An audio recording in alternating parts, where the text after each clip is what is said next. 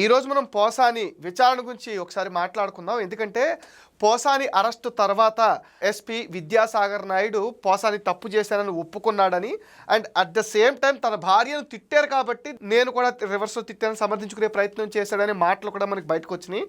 అసలు పోసాని గారు, మీ భార్యను ఎవరు తిట్టారు, ఎప్పుడు తిట్టారు, ఎక్కడ తిట్టారు? తిడితే ఆ వీడియోలు ఉండాలక అవన్నీ లేవా? 2019 నుంచి 24 వరకు ఉన్నది జగన్ గవర్నమెంట్, అంటే అక్షరాల మీ గవర్నమెంటే.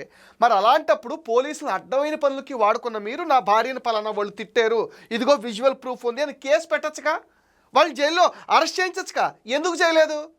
అంటే మీ భార్యను ఎవ్వరూ తిట్టలేదు, నా భార్యను అలా అన్నారు ఇలా కుంటి సాగులు చెప్పేసి వాళ్ళు తిట్టారు కాబట్టి నేను తిట్టాను అని సమర్థించుకునేలాంటి బ్లఫ్ స్టేట్మెంట్స్ ఇస్తే పోలీసులే కాదు జనం కూడా నమ్మరు. ఏమంటే నిజంగా మీ భార్యను కనుక తిట్టుంటే ఈ 2019 నుంచి 24 వరకు ఆ వీడియోలు ఎవరికి కనపడలేదే. మీరు అంటున్నారు కదా ఆ వీడియోలు డిలీట్ చేశారని. నిజంగా ఆ వీడియోలు డిలీట్ చేస్తుంటే మీరు కేసు పెట్టుంటే సైబర్ క్రైమ్ వాళ్ళు కేసు విచారణ చేయడానికి వాటిని రిట్రైవ్ చేస్తారు. చేయరా? మీకు తెలియదు ఆ విషయం? మరి ఎందుకండి ఏదో నాకు నోటి దొరుకుతుంది కాబట్టి, నాకు జగన్మోహన్ రెడ్డి ఇది చేస్తా అన్నాడు కాబట్టి నేను తిట్టానని ఒప్పుకోవటం మానేసి నన్ను అలా అన్నారు ఇలా అన్నారు కుంటి సాగులు చెప్తారు. అండ్ అదేవిధంగా ఒకటి గుర్తుపెట్టుకోండి, ప్రశ్నించడం తప్పు కాదు, కానీ పద్ధతిగా ప్రశ్నించాలి. వాళ్ళు నా భార్యను తిట్టారు కాబట్టి నేను నాయకుల ఇళ్లలోని మహిళల్ని, వాళ్ళ భార్యల్ని, వాళ్ళ పిల్లల్ని నోటుకొచ్చినట్టు అడ్డమైన మాటలో అవమానకరంగా చాలా నీచాతి నీచంగా మాట్లాడతానంటే మాత్రం ఎవరు చూస్తూ ఊరుకోరు. పోసాని గారు, మీరు ఊరుకుంటారా? ఎవరు తిట్టకుండానే నా భార్యను తిట్టారని కుంటిసాగులు చెప్తున్నారు కదా, మీరు నిజంగా తిడితే మీరు ఊరుకుంటారా?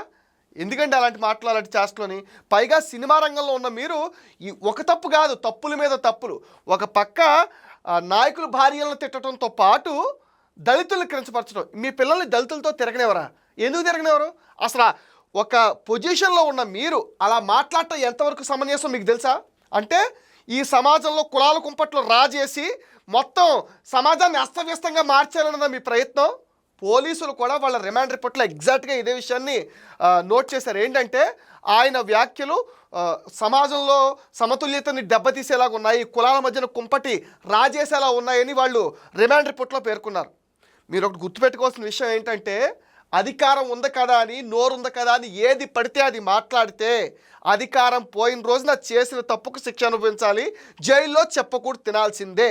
ఇది గుర్తుపెట్టుకోండి.